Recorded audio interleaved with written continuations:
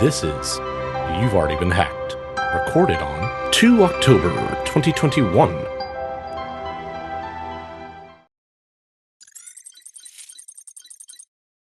Here we are, 2 days until the term starts again. At least for me. I know some other professors I know have already started their teaching. To my students who may hear this over the course of the next week, welcome back to session. I hope we have a good term, a good 10 weeks together. And with that, let's get into the news, which we're going to start off with one that's a little bit, dare I say, outlandish, slightly depressing. A baby's death is allegedly being linked to ransomware. Access to heart monitors were disabled by the attack and allegedly kept staff from spotting blood and oxygen deprivation that led to a baby's death. The hospital that is alleging this was paralyzed by ransomware in 2019 and will be defending itself in court this coming November over the death of a newborn. This was originally reported in the Wall Street Journal this past Thursday. The mother gave birth to the daughter on the 16th of July without knowing that the hospital had only suffered a ransomware attack 8 days earlier and was still in the process of recovering from it. According to the court filings, health records at the hospital were inaccessible. A wireless tracking system for locating medical staff was down, and in the labor and delivery unit, staff were cut off from the equipment that monitors fetal heartbeats, which are normally tracked on a large screen at the nurse's station and in the delivery room. Those monitors are the ones that would have informed the staff of what was a life-threatening situation. At least alleges the medical malpractice lawsuit that the plaintiff has filed in the Circuit Court of Mobile County. The baby was born with an umbilical cord wrapped around its neck, choking off her blood and oxygen. She suffered severe brain damage and died 9 months later. It looks like using text to convey information among coworkers is where some of this is now stemming from. The doctor who delivered the baby told the nurse manager that she would have been able to deliver the baby, or would have chosen to deliver the baby via cesarean section if she had been able to see the heart monitor readout. The hospital is stating that it did everything it was supposed to do and denies any wrongdoing. It handled the attack appropriately, stating, as open as they can, quote, "Our dedicated healthcare workers continue to care for our patients because the patients needed us, and we, along with the independent treating physicians who exercised their privileges at the hospital, concluded it was safe to do so," unquote. Now, this is not the first time that ransomware-related homicide charges have been brought up, but it is the first time that the case has made it to court. The closest yet was an incident from last September when a German patient died while in an ambulance that had to be rerouted due to a hospital having been seized by ransomware. So we make it one step further along this unfortunate chain. The hospital has declined to state what ransomware they were attacked with, but given the time frame of the attack, it could have been Ryuk, it could have been some others at the same time, but Ryuk was pretty much the tour de force of the time, going after the medical community during that time period. And regardless, if the hospital is found liable or not, this is an instance where not having the appropriate level of security in your network to stop such a thing from being able to transverse to critical systems has caused a significant event to occur, right? We're not going to downplay that at all. The point of it is, though, cyber impacts every part of our modern lives, from, in this case, from the moment we're born and all the way until we finally put our heads down for that last time.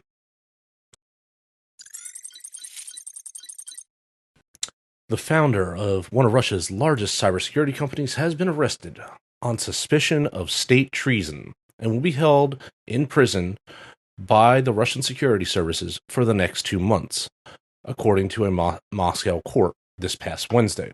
The charges against Iyaskakova, I may have mispronounced that, sorry everyone, founder of Group IB, are being held classified, and details of them were not immediately made public.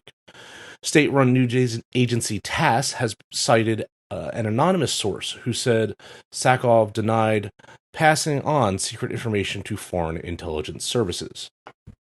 Group IB specializes in preventing cybercrime and ransomware, confirmed that law enforcement raided its offices this past week, but said it did not know the reason for their CEO's arrest.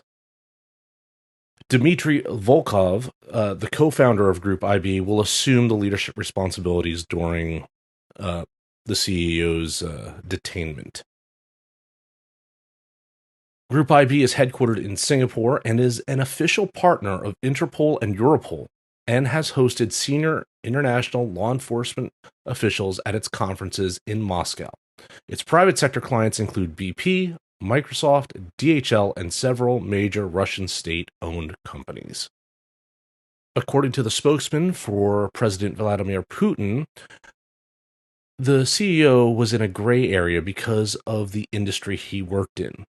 It had nothing to do with the businesses and investment climate in the country. The Secret Services consider cybersecurity to be part of their territory, so either he crossed a line or he crossed somebody's interests, unquote.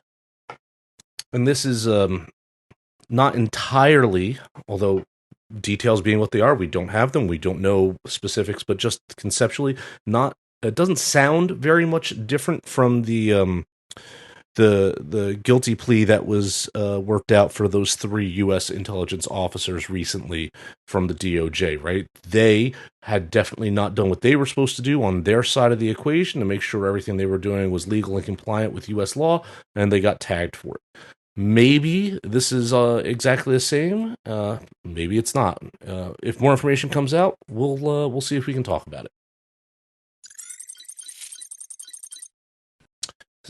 Some interesting developments relating to a story we talked about last month, I believe, could have been earlier, related to the food and agricultural industry. The ransomware attacks that were launched previously against the farm co-ops, New Cooperative, and Crystal Valley have highlighted that these type of organizations need better and additional representation among the threat-sharing community. Now, as far back as 2002, the Food Marketing Institute had an information sharing and analysis center for the food industry, but that organization and their threat intel center was dissolved in 2008. However, the Information Technology, Information Sharing, and Analysis Center currently operates a food and agriculture special interest group, which, according to the parent organization, serves an ISAC-like function for companies in the food and agricultural industry, while also enabling companies to receive the full benefits of an IT ISAC membership.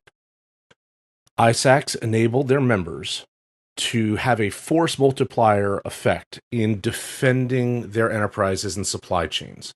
Through the sharing of information and best practices, ISAC members can prevent attacks and the cost and losses that result from them. These are good things, and many, many industries have these.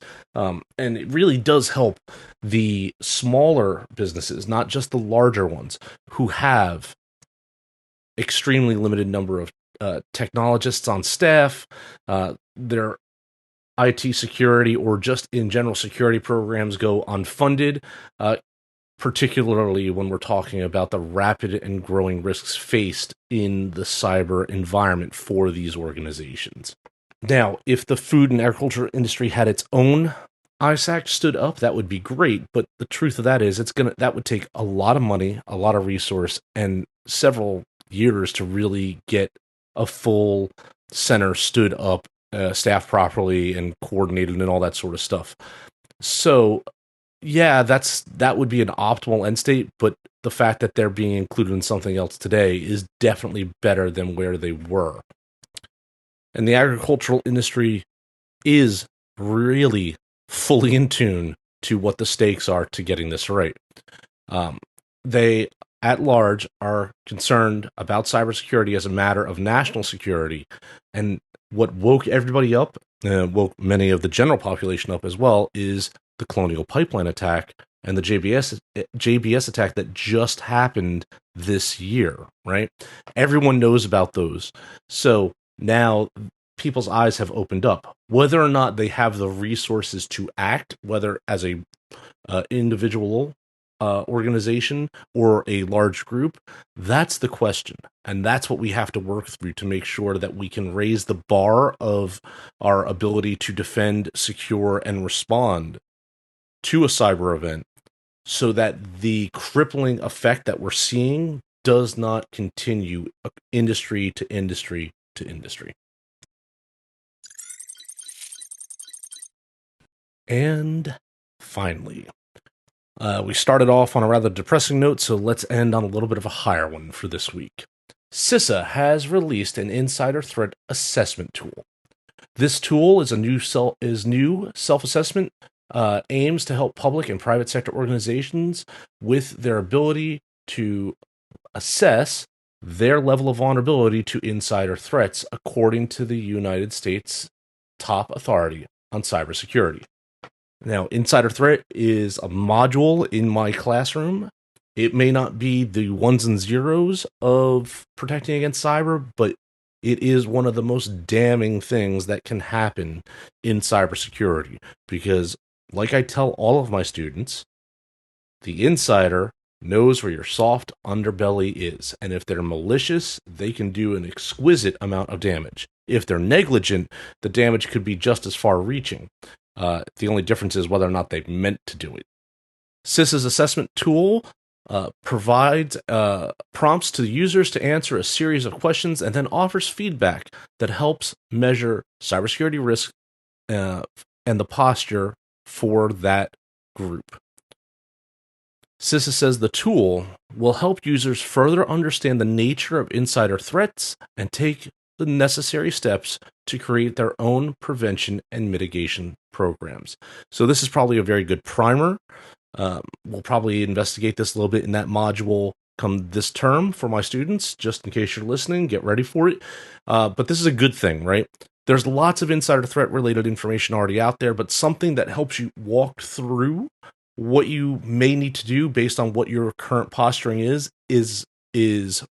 always a benefit, because you're not starting from zero and you're starting with someone who has a level of expertise in this level of defense.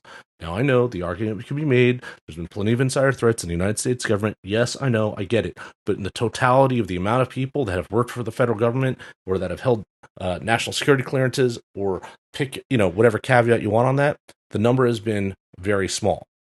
Exceptionally damaging, but still very small. And that there is where that expertise is coming from. And I have included the link in the show notes underneath the story for you to go and directly access. Caveat on this, you will need to open it with Adobe Acrobat. If you use a different Reader will be fine. Adobe Reader will be fine. If you use something different than that, though, you may end up not being able to open up the file. Just a little FYI for everybody out there. That's all for the news this week. I'm your professor of cyber risk. We'll talk again soon. If you like this podcast, share it with your colleagues and friends. Your support is how we are able to continue to make this content. Thank you.